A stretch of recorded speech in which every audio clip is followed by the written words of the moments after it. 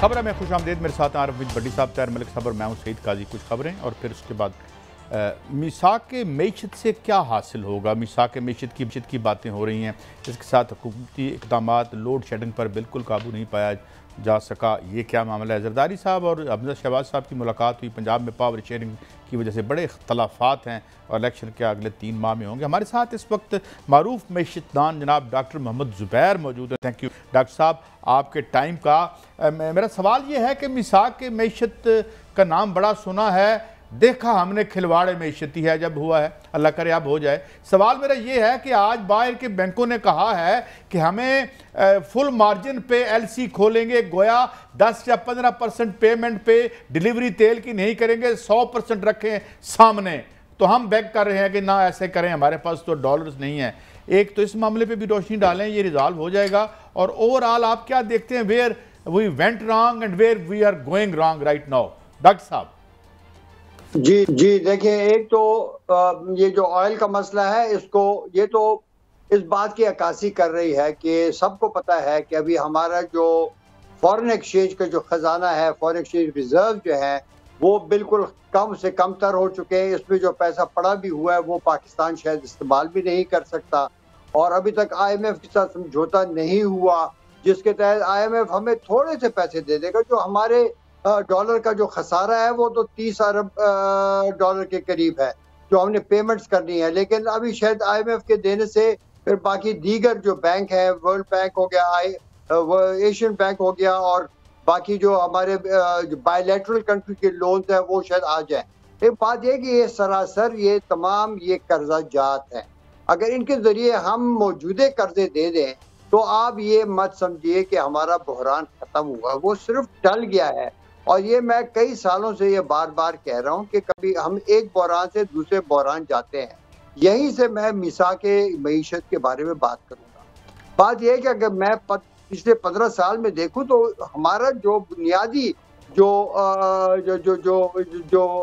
कमजोरी है वो बरकरार रही है। और उसकी वजह ये है कि तमाम हुकूमतें, और अगर ये मिलकर इस बात पर फैसला करें कि हमने यही पॉलिसी इख्तियार करनी है कि बजट का खसारा इन्होंने इतना बड़ा रखा हुआ है, और बजट का खसारा जो है उसी की वजह से।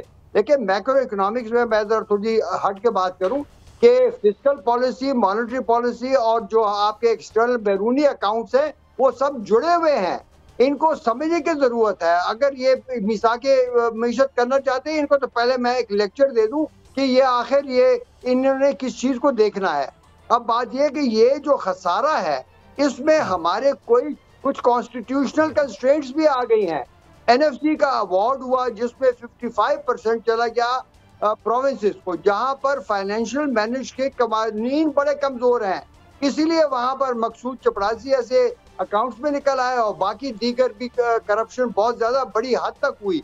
हमें चाहिए है, और जो वो है हमारी फेडरेशन है, उसके पास इतना पैसा नहीं रहा कि वो अपने अखराजात पूरे कर सके। और वो जो अखराजात नहीं पूरे कर सके तो वो आगे से फिर खसारे में जाते हैं, तो कर्जा बढ़ता है। डॉक्टर साहब, मेरे पैनलिस्ट आपसे सवाल करेंगे। एक बात, जुलाई में खुदा ना खास्ता पेट्रोल की दरामद में किसी रखने का खदशा तो नहीं है, गॉड फॉरबिड? देखिए, ये तो फाइनेंशियल जो इश्यूज है ना, इसके जो असली हालात है वो सिर्फ स्टेट बैंक ही बता सकेगी। और ये मेरे ख्याल में इस पर मैं अगर कोई ऐसी बात कर दूं जिससे मार्केट्स हिल जाए, वो मेरे ख्याल में कौम के मुफाद में नहीं होंगी। लेकिन आप इस बात से ये समझ जाइए कि जब जो बेचने वाले हैं तेल, अगर वो 100% मार्जिन मांग रहे हैं, यानी कि वो कह रहे हैं कि हमें तो पूरे पैसे पहले दें तो फिर हम तेल आपको देंगे, तो आप समझ जाइए कि उनकी जो असेसमेंट है और मार्केट की असेसमेंट जो है वही इसी में सबसे अहम है।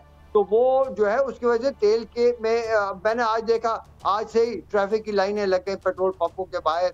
बात यह है कि पाकिस्तान में जो हालात एकदम पैदा हो चुके हैं, ये सियासी बहरान की वजह से मईशत के ऊपर भी कोई अटेंशन नहीं, और जो नई टीम आई है उनको इस बात की समझ ही नहीं।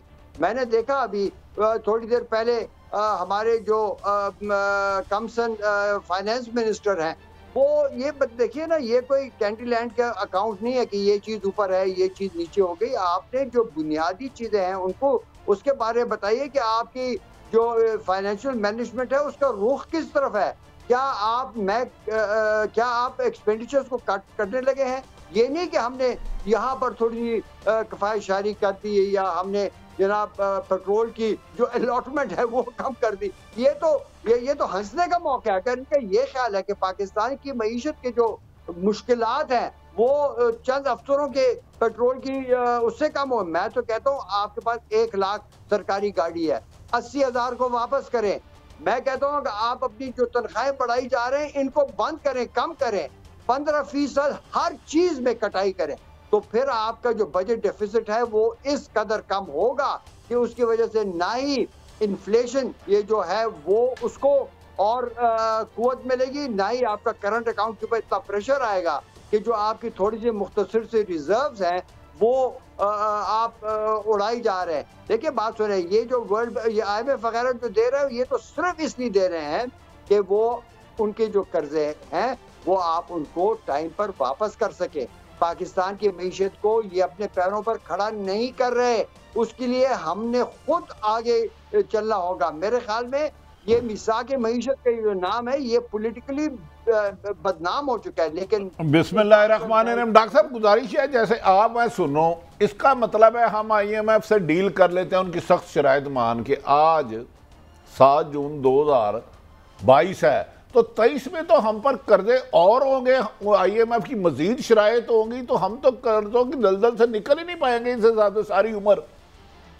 बिल्कुल, आपने बिल्कुल इसका सही समझे। देखिए बात सुने, पिछला IMF का प्रोग्राम खत्म हुआ 2016 की सितंबर को और उसके बाद हम फौरन 1-2 साल के बाद फिर वहीं पर पहुंच गए। अभी भी अगर आपको ये कर्जे मिल भी जाते हैं तो ये तो आपको सिर्फ अगले 2-3 महीने या 6 महीने तक आपको लेके जाएगा, फिर एक और बहरान खड़ा हो जाएगा। ये बहरान खड़े होते रहेंगे, इनका हल IMF के पास जरूर है कि वो आपको फॉरेन एक्सचेंज दे और आपकी जो इकोनॉमिक पॉलिसी है उसका सर्टिफिकेट दे के सही है, लेकिन उसका जो हल है वो आपकी अपनी बजट पॉलिसी में है। आपने बजट के अखराजात देखे, टैक्स बढ़ा बढ़ा कर हमने तमाम कारोबारों को ठप कर दिया और हमने लोगों पर इतना जो बोझ डाल दिया है, चाहे बिजली की कीमत में टैक्स है, चाहे पानी की बोतल की कीमत में टैक्स है 17%। हमने इससे और क्या आप निचोड़ेंगे इस गरीब कौम को?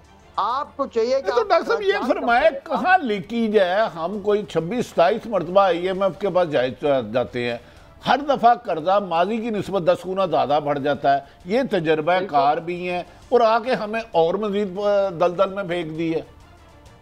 देखिए आपने बिल्कुल सही कहा, ये 26वां के कौन सा ये प्रोग्राम है और मैं तो IMF में टाइम गुजारा, कभी भी मैंने इस तरह का, मैं कहूँगा एक सख्त लफ्ज है, बेहुदा प्रोग्राम नहीं देखा कि जो इस वक्त माने हुए असूल हैं उसके खिलाफ। ये वेस्टर्न मुल्क ममालिक में क्या किया उन्होंने, जब कर्जे बढ़े उन्होंने शरह सूद को 2%, 3% पे ले आए, यहाँ पर 15-16% पर चल रहे हैं। जब आपका शरह सूद इतना बड़ा हो जाए तो फिर आपके कर्जे तो खुद डबल ट्रिपल क्वाड्रुपल होते जाते हैं।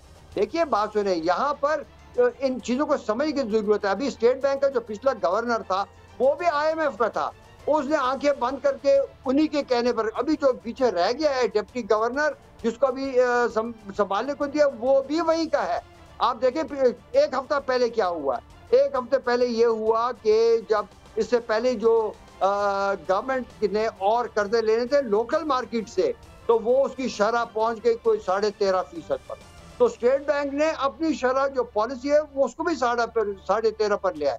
आज कल परसों की बात है कि बैंकों ने उस शरह सूद को 15% के 15.5 पर ले गए। इसका मतलब क्या हुआ, ये जो तमाम बैंक है MCB फलाना ढींगला, ये अरबों रुपए पाकिस्तान के बजट से चूस रहे हैं और उन्हीं बैंकों के जो मालिक हैं वो आजकल इकोनॉमिक एडवाइजरी कमेटी के मेंबरान हैं और वो इसी चीज को चलाते रहेंगे। पाकिस्तान इस वक्त सूद, मैं कहूँगा आप कर्जे भूल जाइए, सूद के दलदल में फंसा हुआ है और जब तक हमने ये मॉनेटरी पॉलिसी करेक्शन और फिस्कल पॉलिसी करेक्शन नहीं की, अब ये याद रखिए करंट अकाउंट नहीं ठीक होने लगा। करंट अकाउंट होता है बैरूनी जो आपके वो है खरीदो फरोख्त का जो बैलेंस है, वो एक अक्कासी करता है। करंट अकाउंट आपके कंट्रोल में नहीं होता, उसकी ये अंदरूनी पॉलिसी की अक्कासी करता है। ये बुनियादी मैक्रो इकोनॉमिक्स है। मुझे समझ नहीं आती कि आजकल ये जो डिबेट है और उसमें जो एडवाइजर्स हैं वो ऐसे अंग्रेजी में लफ्ज कहते हैं शार्लेटन्स। अच्छा डॉक्टर साहब, मैं सिर्फ इसके बाद मलक साहब करेंगे, मैं सिर्फ एक गुजारिश करता हूँ, पाकिस्तान में इकानमी के बेपनाह एक्सपर्ट है, क्या 22 करोड़ आवाम में एक भी पाकिस्तान का इस ऐसा अहल नहीं है कि हमें IMF से इम्पोर्ट ना करना पड़े गवर्नर लगाने के लिए? एक भी नहीं। डू यू थिंक है आदमी जिसे गवर्नर स्टेट बैंक लगाया जाए पाकिस्तानी को? छोड़िए, जो बाकी मिनिस्टर्स है वो भी तो आप देखें ना, हम लोग लगा देते एक फेल्ड बैंकर को मिनिस्टर ऑफ फाइनेंस, या हमने लगा दिया एक छोटी सी कंपनी का जो मालिक है उसको हमने, या पहले हमने लगा दिया कि जो इनको एक मैक्रो इकोनॉमिक्स की समझ नहीं है, इसीलिए मुल्क वहां पर फंसा हुआ है जहां पर हम फंसे हुए हैं। इनके पास ये इतनी वो अंडरस्टैंडिंग है नहीं कि वो IMF के साथ सही बहस कर सके। लेकिन मैंने 12 साल IMF में गुजारे, तुर्की के प्रोग्राम हमने बनाए, स्वीडन के हमने बनाए, हमने फिनलैंड के बनाए, हमने श्रीलंका नेपाल के बनाए, मैं प्रोग्रामिंग करता था। कभी भी हमने इस तरह के नाअहल और नालायक टीम दूसरी साइड की नहीं देखी कि जो उनको बताया गया वो उन्होंने मान लिया।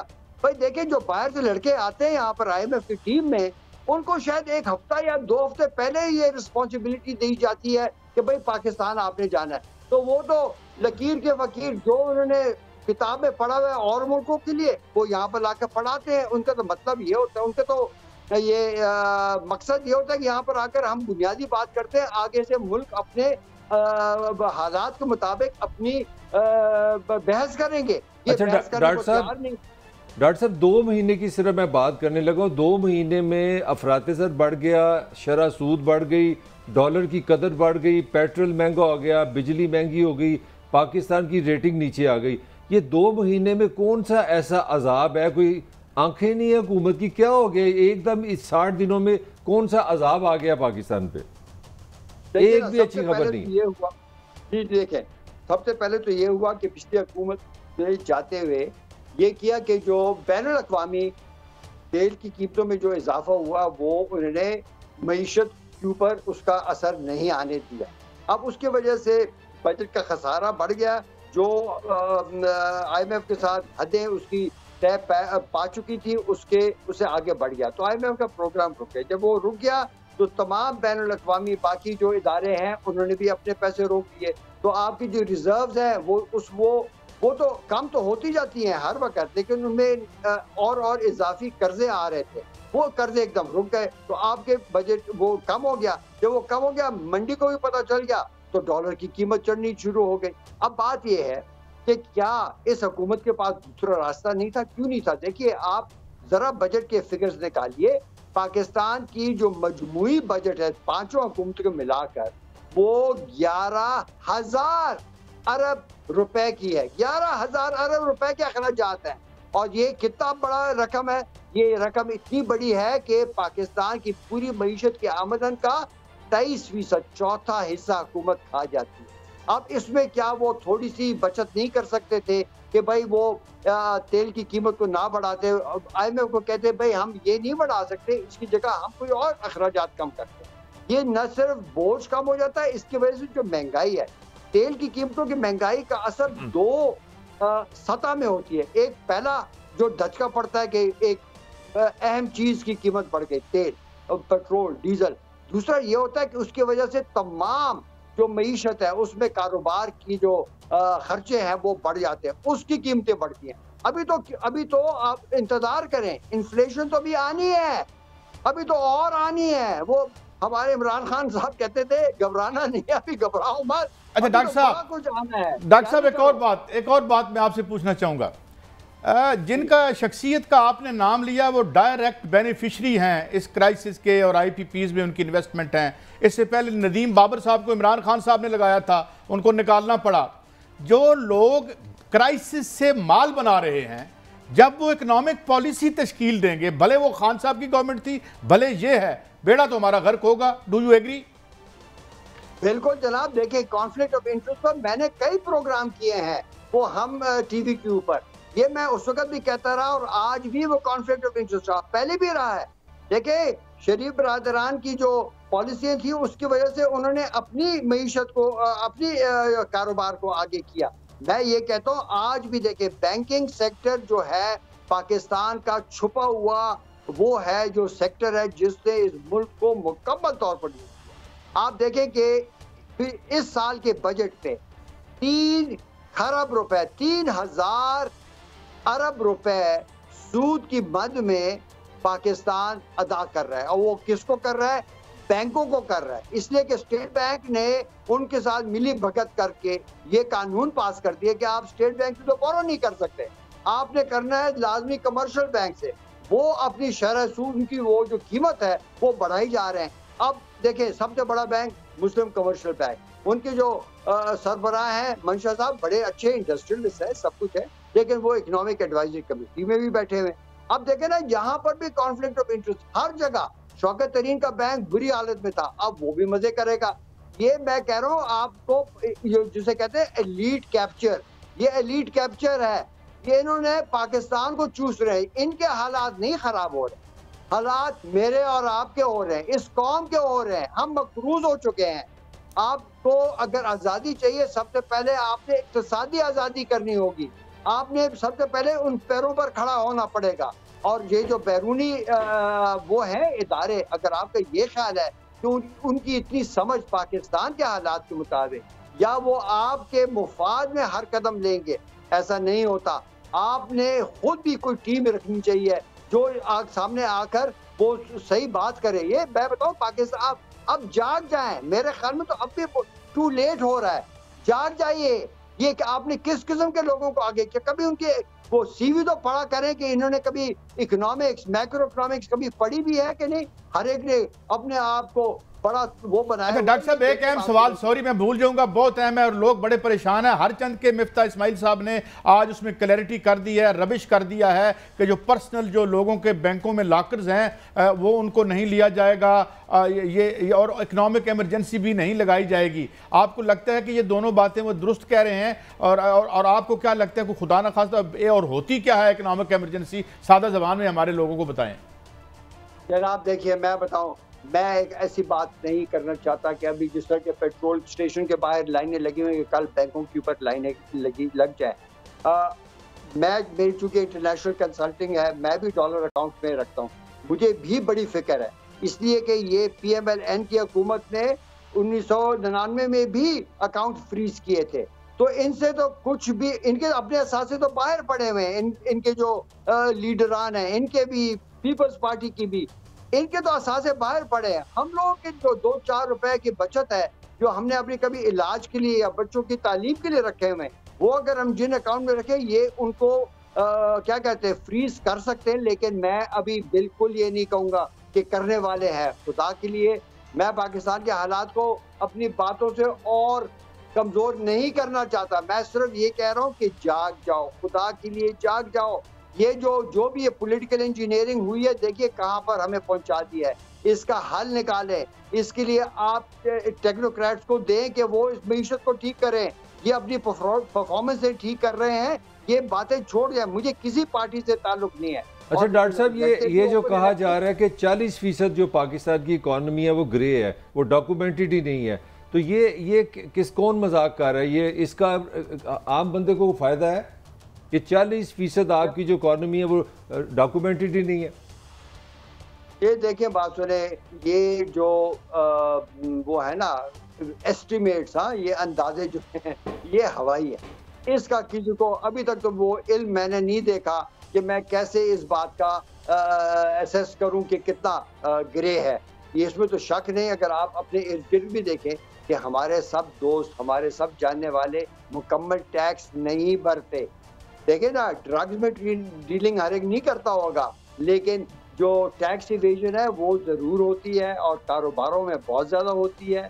मैं कहता हूँ उसकी वजह से किसी ने असेसमेंट की होगी। लेकिन मेन चीज़ ये है कि क्या हुकूमत टैक्स रेट बढ़ा कर उस ग्रे इकोनॉमी को बड़ा नहीं कर रहे? जब इतने बड़े टैक्स भरने पड़ जाए कि कारोबार चल ही ना सके, तो वो शायद फिर अपना कारोबार छुपाएंगे। आपने टैक्स रेट कम करने, आपने अपने अखराजात कम करने। जब टैक्स रेट कम करेंगे आप देखेंगे ज्यादा लोग टैक्स देने को तैयार होंगे। लेकिन जब आपने 35% कर दिया कि जो आप कमा रहे हो उसका 35% पहले इनकम टैक्स भरो, फिर उसके बाद 17% GST भरो, यानी कि 52% आपकी आमदन हुकूमत ले लेगी और उसके बदले में वो आपको क्या देगी कि बुलेट प्रूफ गाड़ियां साहबों के लिए, एयर कंडीशनर साहबों के लिए, बड़ी बड़ी तनख्वाहें साहबों के लिए। ये क्या हो रहा है इस मुल्क में इस वक्त? तो मुल्क को ये जो ब्यूरोक्रेसी, और मैं ब्यूरोक्रेसी में मैं तमाम इंस्टीट्यूशंस को डालता हूँ, वो मजे कर रहे हैं। वो ये तो ऐसा लगता है कि बरतानवी हुकूमत है पाकिस्तान के ऊपर, पाकिस्तान को डॉक्टर साहब मेरा लास्ट क्वेश्चन है, ये खान साहब जब आए थे 2018 में, उन्होंने कहा था मैं एक कमीशन बैठाऊंगा जो बताएगा कि पाकिस्तान का कर्जा आया कहाँ, कितना कर्जा है और किस किस ने खाया। आप नहीं समझते कि पाकिस्तान के हर शहरी का ये हक है कि उसको बताया जाए कि जब से ये कर्जा आ रहा है 120 बिलियन डॉलर के करीब, ये किस किस ने खाया है? मेरे ख्याल में ये हमारा हक नहीं है, ये जाने हम। जनाब ये कोई इस किस्म के वो नहीं होते। देखें, दो किस्म के कर्जे होते हैं। ये ला इल्मी के वो हैं बातें हैं। कर्जे दो किस्म के, एक होता है प्रोजेक्ट फाइनेंस। आया कर्जा डैम बनाने के लिए, आया कर्जा सड़क बनाने के लिए, वो उसका अच्छी अकाउंटिंग होती है। पाकिस्तान के हालात पहले से बहुत बेहतर होते हैं। दूसरे होते हैं कर्जे लिए जाते हैं बैलेंस ऑफ पेमेंट के, आपके पास पूरी मईशत के पास फॉरेन एक्सचेंज नहीं है तो वो फॉरेन एक्सचेंज स्टेट बैंक में पैसा रखा जाता है। जब आपकी मईशत कमजोर हो जाती है और डॉलर की कीमत चढ़ने लगती है तो स्टेट बैंक क्या करता है, वो जो कमाए, वो जो कर्जे वाले डॉलर हैं वो मंडी में फेंकना शुरू कर देते हैं। वो मंडी में फेंकते हैं ताकि डॉलर की सप्लाई बढ़ जाए और डॉलर की कीमत ना बढ़े। उसकी वजह से क्या होता है, जो खरीद रहा होता है वो बाहर लेके जा रहा होता है। आपका क्या ख्याल है, ये जो अरबों डॉलरों की जो बाहर असासे लोगों ने बनाए हैं पाकिस्तान से बाहर कैसे लेकर गए? इसी तरह जब आपने डॉलर की कीमत को 105 पर रोक दिया था, याद है ना, वो डार ने रोका था, अपने डार साहब जब वो थे फाइनेंस मिनिस्टर थे, उन्होंने रोका। तो जाहिर है कि उस वक्त कीमत जो डॉलर की थी वो तो बड़ी होनी चाहिए थी। तो हर रोजाना मार्केट में डॉलर की कमी होती थी, स्टेट बैंक डालता जाता था। मैंने एक एस्टिमेट लगाया, 16 अरब डॉलर स्टेट बैंक से मंडी में डाला गया ताकि डॉलर को 105 रुपए पर कायम रखा जाए। और उसी की वजह से हम ये हुआ कि वो सारे डॉलर बाहर चले गए।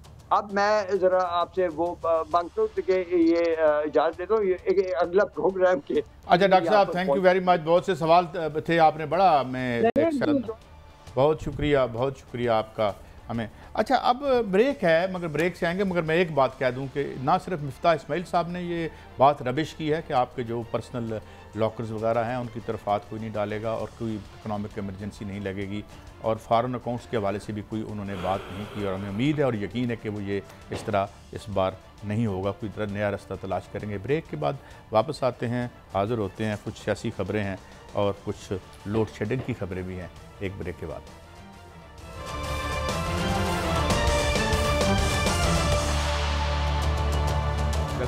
भट्टी साहब, जो इम्पोर्टेंट बात डॉक्टर मोहम्मद ज़ुबैर साहब ने की वो ये कि जब इमरान खान साहब का दौर था तो हम कहते थे यार ये नदीम बाबर साहब, तो ख़ुद भी उनका मेरे ख्याल में एक IPPs में उनके स्टेक्स थे या बाद में नहीं रहे, अलबत्ता उसी लॉबी के आदमी थे। अब मियां मनशा साहब हैं तो अभी हमें बैंकों के हवाले से बेपनाह प्रॉफिट बैंकों की तरफ जा रहा है क्योंकि आपने 15% कर दिया है। उधर से स्टेट बैंक ने कहा जी मैंने पैसे नहीं देने, आप जाके कमर्शियल बैंकों से ले कमर्शियल।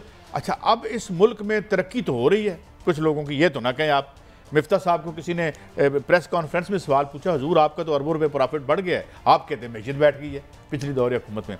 तो भट्टी साहब जी इन्होंने सन ठीक करना तो फिर असी ठीक हो जाएंगे। साहब मैं गुजारिश ये है कादी साहब, इस हालात में आपको अगले साल इससे 10 गुना ज़्यादा फॉरेन एक्सचेंज कम होंगे, ज़्यादा रेट बढ़ेगा। आपकी वजह यह है आप कर्ज उतारने के लिए कर्ज ले रहे हैं इंटरेस्ट पे, इनकम बढ़ नहीं रही, अखराजात कम नहीं कर रही। ये एक झूठा फ्रॉड कर रही है हुकूमत कि हमने 40 रुपये पेट्रोल कम 40% कम कर दिया।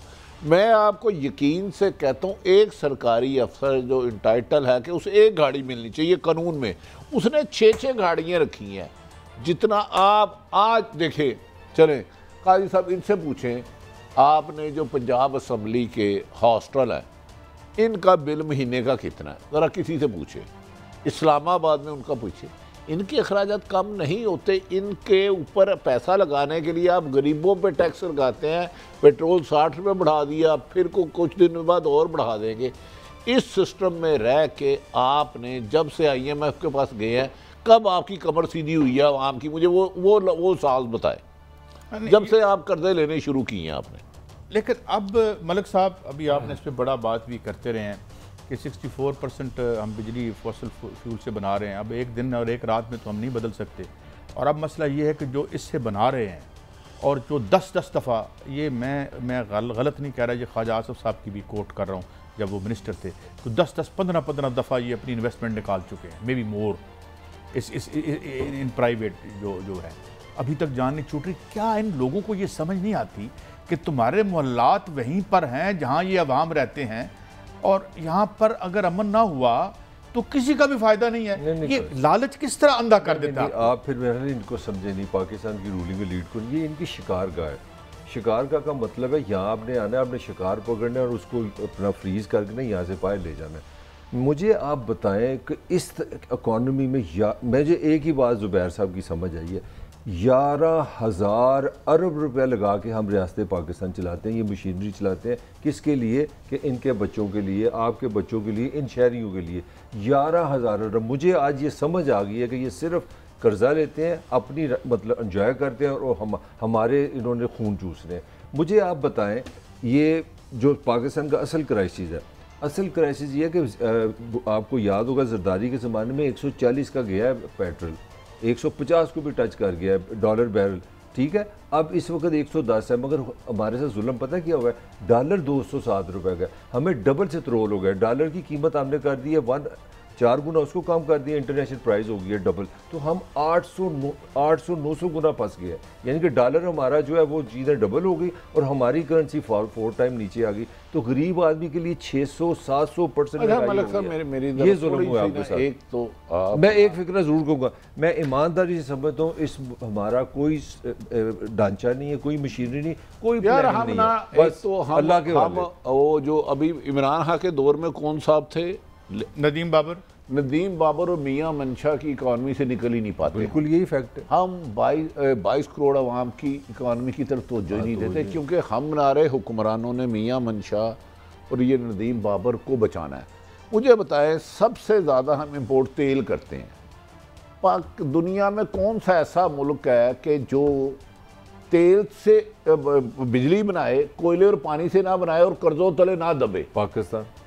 तो फिर कर्ज तो बढ़ेगा। मैं थोड़ी सी, आप पानी और कोयले से क्यों नहीं बनाते? जरा मलिक साहब आम लोगों को समझाए, बिजली और कोयले की कीमत में फर्क कितना है? मेरा एक सवाल, एक सेकंड में बता देता हूँ। वो अभी आज ही मैं वजीर खजाना को सुना, बिजली से 2500 अरब आपका कर्जा है, यानी कि आपके पास 2500 अरब गिने ना तो मेरा सारी ज़िंदगी, एक जगह 2500 अरब का प्रॉफिट है, एक तरफ आप पानी से बिजली बनाए तो 1 रुपये का नुकसान नहीं है हुकूमत को, यानी कि 2 रुपये का यूनिट है, ये 50 रुपये का यूनिट है, 40 रुपये का यूनिट है। मुझे पता है अमीर लोगों के 2500 अरब किधर करेंगे आप? अगर उनके 2500 अरब छीन लेंगे, वो पाकिस्तान में पानी से बिजली नहीं बनने देंगे। ये जवाब है। मैं सिर्फ एक अर्ज कर रहा हूँ ना, हुक्मरान इस दौरान बहुत सारे आए, कोई अच्छे आए, बुरे आए, किसी को कोई पसंद है। कोयले और पानी से बिजली बना क्यों नहीं रहे? अच्छा, हमारा अपना थर का जो कोयला है, वजह क्या है? क्योंकि उसमें माल नहीं बनता। उसमें भी है ना, उसमें कमीशन नहीं है, पैसा तो नहीं फिर है। आप मियां मंशा और ये नदीम बाबर की इकॉनमी चला लें, फिर तो ठीक हो रही है। फिर काजी साहब हम लोग क्यों रहे हैं? को क्या डर है? अच्छा नहीं, अच्छा, पानी से अगर हुकूमत ये बिजली कहती है मैंने बनाना है, तो उसको कितना अरसा लगेगा? डैम बनाया। बात अब तो ये है कि तो कालाबाग डैम बनाए, इसमें सूबों के इख्तिलाफ। कालाबाग डैम बनाने से तो मुल्क डूब जाता था। नहीं, इख्तिलाफ दूर करें, पार्टियों को कॉम्प्रोमाइज करवाया, घर डूब गया, अब एक घर डूब गया। काजी साहब, कालाबाग डैम से मुल्क नहीं ढूंढना, ये जो कर्जे ले रहे हैं इससे डिफॉल्ट होकर डूब जाना, इस दलदल में जो आप फंस रहे हैं, मुझे इससे निकलने के कोई आसार नजर नहीं आ रहे। आप IMF की जो खबर है पर ले रहे हैं, power sector subsidies payments to IPPs, ये तकरीबन 500 अरब से ज्यादा की है। तो ये पिछली दफा भी जब हुकूमत 18 में कुछ भी ऐसे कर देता हूं, कादी आने सार अपनी पेमेंट कराएंगे। 13 में भी जब आए थे ना, इन्होंने 5,000 अरब या 500 अरब रुपया दिया था।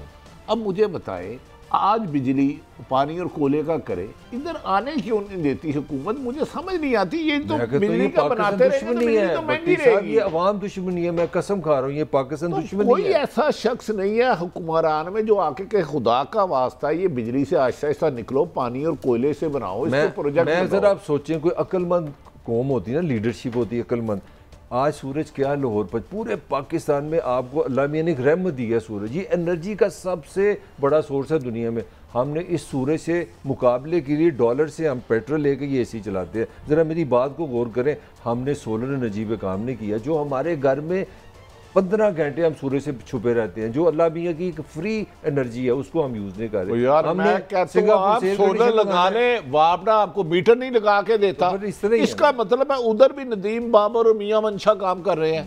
कादी साहब, फिर यहाँ सिंपल बात है, चंद खानदान जो अरबपति खरबपति हैं, जिनके पैसे बाहर हैं, ये मुल्क उनके लिए चला रहे, तो गरीब आदमियों को कहे भाई आपका पाकिस्तान कह दिया जो उन्होंने कह दिया। भट्टी साहब, गरीब आदमी के लिए बचा क्या? मैं तो आपको इतना मैं कहूँगा, चाहे वो पिछली हुकूमत में भी हम रोते रहे, अब भी रो रहे हैं और कब तक रोना है। जो लोग हमारी जिल्लत से मुनाफा बनाते हैं, हमारी जिल्लत उनका माल है। मैंने कल क्या कहा था, मिफ्ता इस्माइल साहब struck the right note. Pakistan बच गया, इनका तबका बच गया। पाकिस्तान में है उनका, वो है ना, वो पाकिस्तान है, हम पाकिस्तान नहीं है। जो 70 रुपए या 60 रुपए आज ज्यादा दे रहे हैं पेट्रोल का, आज अभी खैर खबर आई है कि शायद मेहरबानी उनकी आज नहीं बढ़ा रहे, 23 रुपए का चांस आ रहा है, पेपर वर्क हो गया, पेपर वर्क हो गया। तो पाकिस्तान बच गया। पाकिस्तान कौन है? इस्लामाबाद में बैठा है। यार वैसे कादी साहब अब पढ़े लिखे आदमी है। मिफ्ता इस्माइल साहब को हो सकता है 60 रुपए पर लीटर पेट्रोल में कोई नुकसान ना हो, उनका प्रॉफिट और मार्जिन जो भी वो कारोबार कर रहे हैं, टॉफ़ियाँ बना रहे हैं, ये कप बना रहे हैं, उसमें 10 गुना ज़्यादा हो जाए।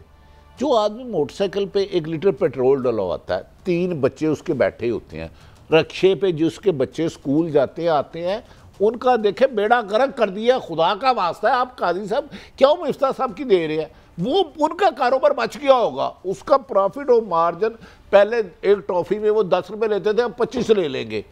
लेकिन जिसका बच्चा स्कूल जाता है रिक्शे में, वैन में, जो मोटरसाइकिल पे, ये बेचारे आज सेक्रेटेरिएट में निकले ना मुलाजिम हमारे बाहर, यार उनके निकलने से फ़र्क नहीं पड़ता जब तक ये 20 करोड़ आवाम ना निकली। एक अफसर गाड़ी में 20-20 गाड़ियाँ रखता है, 15-15 गाड़ियाँ रखता है, कागज़ों में वो पब्लिक के लिए काम हो रही है, इस्तेमाल चोरी कर रहे हैं। जब तक करप्शन ना होगी, इंसाफ ना होगा, अख्तियारत से तजावज़ ना होगा, और सरकारी अदारों को मलक साहब आपने सरकारी मुलाजम ना बनाया आवाम की खिदमत के लिए। नहीं भट्टी साहब, आपके एक्सपीरियंस एक सवाल करना चाह रहा हूँ। आज जो आपकी कैबिनेट ने जो फैसला किया, उन्होंने कहा जी जुम्मा अपना और अब हफ्तावार छुट्टी, जुम्मा को आप घर से काम कर लें, आधा छुट्टी करें, क्योंकि जुम्मा आपको पता है वो कहते हैं 2.5 दिन हमने यहाँ आपके बचा दिए, वो कहते हैं 40% हमने पेट्रोल का कट लगा दिया, वो कह रहे हैं गैर मुल्की दौरा कोई नहीं कर सके, कमेटी होगी सरकारी, आप उनसे इजाज़त लेंगे। ये आज के जो उन्होंने काम किए हैं, मुझे मेरा आपसे सवाल है, इस तरह के कामों से कोई फर्क मैं इसका जवाब दूं। ये अवाम को धोखा दे रहे हैं। मैं अब सुन लेना, मुझे भी 2 मिनट सुन ले। असल लूट मार जो कागजों में रिटर्न कागज है, इनमें नहीं होती। ये 2 दिन बंद कर लेना। मैंने गुजारिश की है कि आप एक अफसर पिंडी तैनात है, उसके पास लाहौर में 8 कनाल का सरकारी घर है और उसमें कम से कम 15-20 मुलाजम होंगे। वो पिंडी चले गया, पिंडी भी उसको सरकारी घर मिल गया, एक बहावलपुर भी मिल गया, एक लाहौर भी है, एक लाहौर भी है, एक फैसलाबाद भी है, सूबे से बाहर चले गया वो भी उसका है। यार आप देखो तो सही, गिद्धों की तरह आपको लूट रहे हैं। मलक साहब ऑफिशियल एक गाड़ी होती है, मैंने एक अफसर के घर 12 गाड़ियां गिनी हुई हैं, ग्रेड 20 के अफसर के घर। मुझे बताएं वो टाइटल तो 2 गाड़ियों का था, वो 12 गाड़ियां कहाँ से आ गई? मैं एक और मैं इसको आपके एंगल में बताऊँ। आप हमारी जो मेरी इतला के मुताबिक जो सरकार का माहाना ख़र्चा है वो 40 अरब रुपये, और उसका जो रोज़ाना डेफिसिट है, खसारा है, वो 14 अरब का है। 14 अरब को ज़रा 30 से ज़रब दें, 14 अरब को ज़रा 30 से ज़रब देना, 3 दिनों में। काजी साहब अभी उन्होंने बताया 11,000 अरब, 40 अरब रुपए में से आप क्या बचाएंगे कि आप 14 अरब का रोजाना का खसारा मैं दोबारा चेक कर लूंगा ये फिगर। अच्छा, मैं आपको मुख्तसर दे देता हूँ। पिछले दिनों एक सरकारी दफ्तर में यूपीएस खरीदे गए, मलक साहब आपकी तवज्जो चाहिए। अच्छा जी। उसकी कीमत थी 10,000 इन केस, मुझे एग्जैक्ट रकम याद नहीं है, मैं वो दफ्तर के जिन्होंने हराम खाया उनका नाम भी ले दूंगा। उन्होंने कहा यार साड़ी कमीशन बताओ। उसने कहा जी 10,000 है, आप 1000 रुपये ले लें। उन्होंने कहा नहीं, वो यूपीएस कितने में सरकार ने खरीदे होंगे? 12,000 लगा लिया। 50,000 रुपये में एक यूपीएस 10,000 का जो मुझे और आपको मिल रहा है, सरकार को 50,000 रुपये का बेचा गया और आधी कमीशन उन अफसरान की थी। अभी चोरी भी उन्होंने कर लेना, वहां से उतार भी लेना। मतलब कादी साहब, आप 10 रुपए की चीज जो मैं अपने घर में खरीद रहा हूँ, जो सरकार खरीद रही है वो 50 की, क्योंकि उसने 25 रुपए कमीशन खानी है। ये किस बैंक में? इरिगेशन है, पंजाब असम्बली इरिगेशन। एक क्रेन, मलक साहब आपकी इतला के लिए, इस मुल्क को जो खा रहा है ना, हम लोग असल मिशू पे नहीं आ रहे। कागजों में मैंने आज से कोई 5-6 साल पहले स्टोरी पे काम किया। अच्छा, क्रेन जो होती है, क्रेन जो सामान भारी उठाने वाली, कागजों में वो खराब थी, डॉक्यूमेंट्स में खराब थी, डैमेज थी, वो कचरा या उसको क्या कहते हैं जो बेकार हो गई, स्क्रैप ज़ाया हो गई। उस पे उन्होंने 2.25 करोड़ रुपए का पेट्रोल इशू कर दिया। अल्लाह जानता, पूरे कागजों में तो इसको ये इस मशीन पे 2.25 करोड़ रुपए का कौन सरकारी इशू कर दिया। खड़ी खड़ी खा गई वो ऐसी और एक्सीन खा गई। लेकिन यार मुझे उम्मीद है अहल और दानेदार हुकूमत के आने के बाद ये अपने अहल दानेदार हुकूमत के दौर की बात कर रहा हूँ। काजी, आर यू सीरियस? यस, मैं सीरियस, लेकिन मैंने आगे बढ़ाना है। अब इकॉनमी से निकल कर थोड़ा सियासत पे हमने बात करनी है, और हम उम्मीद तो अच्छे की रखनी चाहिए, क्योंकि तमाम शफाफ और उजले लोग 2 महीने में जो हुआ है ना, मैं एक फिक्र बस, मैं जिस बंदे से मिलता हूँ स्वाब मायूसी की, और दिल कहते हैं टूट गया। मैं सच बता रहा हूँ, वो लोग बहुत मायूस यार। अच्छा कादी साहब, ये ऐसे झूठ मलक साहब गलत बयानी करते हैं, मैं माफ़ी चाहता हूँ। किसी एक अफसर का जो GOR में, जिसका 8 कनाल का घर है, उसके 8.25 कनाल रह गया हो, उस घर में अगर 25 में ज़्यादा, मैं तो 20 रह गई हूँ, मेरा गिरेबान पकड़ लेना जाए। इस स्टोरी पे काम करें ना, हर चीज़ के ना sweet are the uses of adversity. पहली दफ़ा ये चीज़ें सामने आ रही हैं, लोग देख रहे हैं, अवाम देख रहे हैं। हर चंद के सियासत के मंदिर पर कोई ऐसा माई का लाल, कोई ऐसी पार्टी नहीं है बड़ी पार्टियों में से जो उसे ठीक करें, बल्कि इसके बेनिफिशरी हैं। मगर हालात खुलेंगे। मलक साहब आगे बढ़ते हैं। मैं एक पॉइंट पहले आगे नहीं, मलक साहब को अब थोड़ा सा आसान लफ्जों में बनाने दे। ग्रेड 19 से कम कोई भी अफसर इंटाइटल नहीं है AC लगाने का, जो सरकार का कानून है। ठीक, थानेदारों के कमरे में AC चोरी सरकार की, पटवारियों के कमरे में, ग्रेड 17 का ASP या DSP के कमरे में जाए, लाहौर में सर्वे कर ले, तहसीलदारों के ना होगा, मेरा गिरेबान पकड़ ले। अच्छा, वो सब अरबों रुपए चोरी मैं कह रहा हूँ ना, ये कह रहे हैं कि 40% कम कर दियो भाई, चोरी कम करो। मैं थानेदार हूँ, मैं कैसा तहसीलदार हूँ, मैं इंटाइटल नहीं हूँ AC लगाने का, मेरा AC फ्री चल रहा है, डायरेक्ट चोरी हो रही है। चोरी मुझे है पेट्रोल 200 रुपये, मैं इधर उधर की मुख्तलिफ मद से ना 1000 रुपया पेट्रोल पतरा इस्तेमाल कर रहा हूँ, उसका ड्राइवर भी सरकार दे रही है।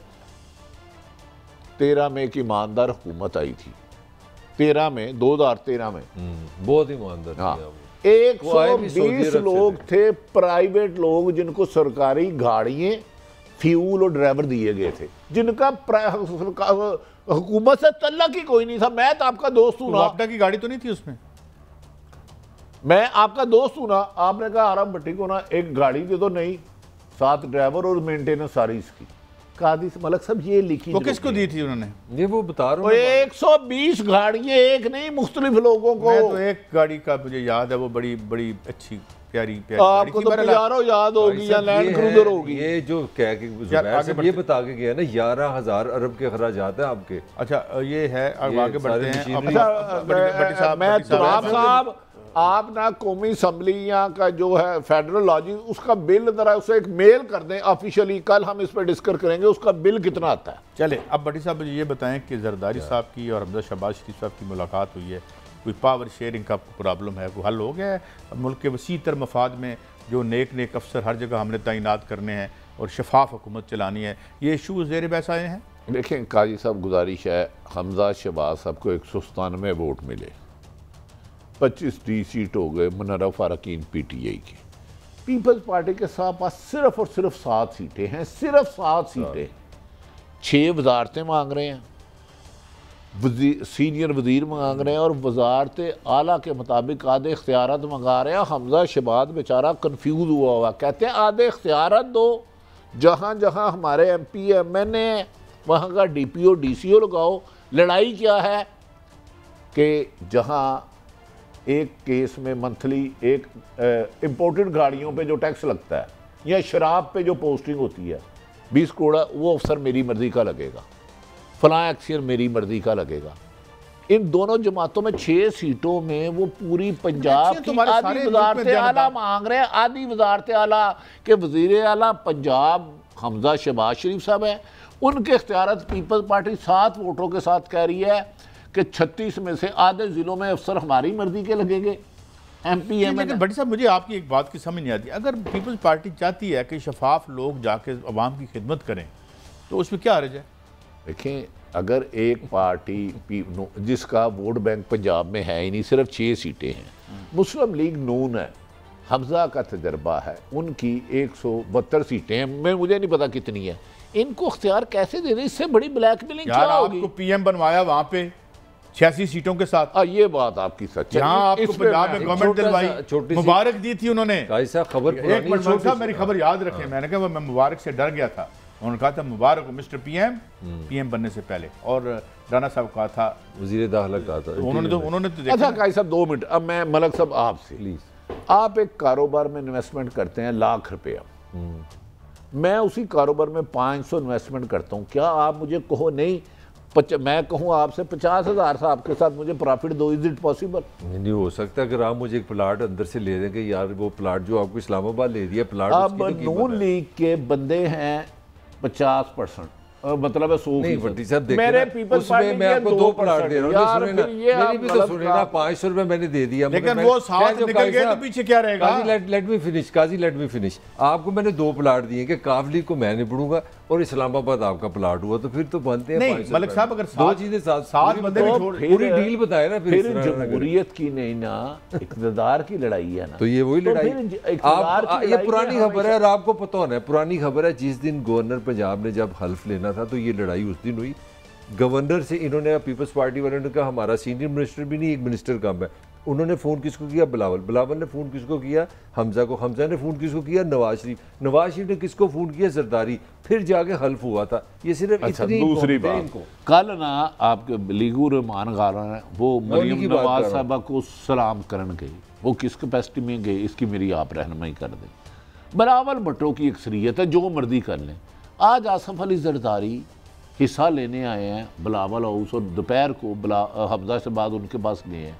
ये मेरे और आपके लिए बेहतरी करने के लिए गए हैं कि पेट्रोल में, इस महंगाई में उसको तालीम मुफ्त करे। मैंने तो बड़ी साहब इसके लिए गए हैं, मैंने यही उम्मीदें लगा रखी थी। सब ठीक है। फिर मलक साहब नहीं जी, वो 10 साल का प्लान है उनका, कमाल है। कायरा साहब ने तो कहा 10 साल ये प्लान दिया है या हमें धमकी दी है? अच्छा, 10 साल का प्लान उस जमात के साथ है जिसके बारे में आसफ अली जरदारी साहब ने कहा था मेरी जुबान नवाज शरीफ ने कटवाई है। वो कौन सी तब्दीली आई कि 10 साल का प्लान है? मोहब्बत हो गई, कोई वजह तो बताया ना। अच्छी बात है, मोहब्बत होनी चाहिए आपस में। काजी साहब, ये मोहब्बत बढ़ने की वजूहात क्या है? माजी में तो बड़ी तलखियाँ एक दूसरे के बारे में।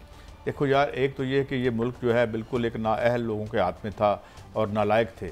अब जैसे मैंने अगले दिन अर्ज़ किया था कि अब एक लायक महंगाई है और एक अहल महंगाई आ गई। एक तो इसका ये फ़र्क पड़ा है। और अच्छा, बात टीवी ने आजकल महंगाई के फ़वायद बताते हैं, मैं तो मुझे उनकी शर्म पे माथा फ़ज़ाइल महंगाई। अच्छा, और एक और बात यार, ये फ्रॉड बंद होना चाहिए मलिक साहब, प्लीज़। हमें सख्त फैसले करने पड़ेंगे। वही ये तो सबसे आसान फैसला है कि आवाम की जेब पे डाका मत डालो। सख्त फैसला तो तब हो कि जब तुम्हें तुम्हारी दौलत के कुछ हिस्सों से पाकिस्तान के कानून के तहत, FBR के कानून के तहत महरूम कर दिया जाए और तुम पर 500 गुना पेनल्टियां लगाई जाएं तुम्हारे बनाए हुए आइन के तहत। माल खाता अभी बड़े मुश्किल फैसले करने पड़े। क्यों है मुश्किल फैसला? क्यों है? आप मिफ्ताह साहब जो है बैंक्रप्सी फाइल करने जा रहे हैं, केड़ा मुश्किल फैसला? कैसे सब पता और जड़ो फ्रॉड ये है सीरियसली, इनको खुदा का वास्ते सब। अच्छा जी, वो 3 माह में इलेक्शन हो रहे हैं बड़ी साहब, देखिए पता नहीं मैं तो इलेक्शन होते हुए नहीं देखता। इलेक्शन हो भी जाए तो क्या ये महंगाई बम जो रोजाना गिर रहा है खत्म हो जाएगा? मेरी नज़र में कादी साहब, मुझे इस मुल्क में अल्लाह रहम करे। देखें, इस मुल्क में इक़्तिदार की लड़ाई है ईमानदारी से, चाहे माजी के हुक्मरान थे चाहे मौजूदा। क्या अगर ये इमरान खान साहब की हुकूमत ना जाती तो आज ये महंगाई नहीं होनी थी?